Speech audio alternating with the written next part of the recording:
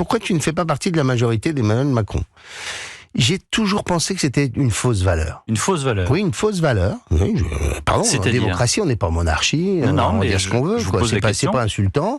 Je pense qu'on a affaire à quelqu'un dont le caractère, il est d'une intelligence, ça sans aucun doute, mais avant tout, son égocentrisme et son narcissisme est absolu, et que au bout du compte, on a affaire à une politique qui consiste à faire des coups, des annonces. Je prends un exemple simple. L'hôtel de Brienne, le 13 juillet au soir. Discours aux armées. Il faut 3,5 milliards de puces. J'ai le souvenir d'un chef d'état-major des armées, le général De Villiers, qui s'est fait virer parce qu'il avait eu le malheur, dans le cadre d'un travail d'une commission parlementaire, de dire il faudrait qu'on augmente le budget. Dire, il faut maintenant de l'argent pour la défense, très bien. Je rappelle qu'il a annoncé qu'on devait être en économie de guerre depuis 2022. Il n'y a pas eu un crédit supplémentaire entre 2022 et 2025 qui ont été accordés aux entreprises dans le cadre de lancement de programmes, de compléments d'équipement pour les armées.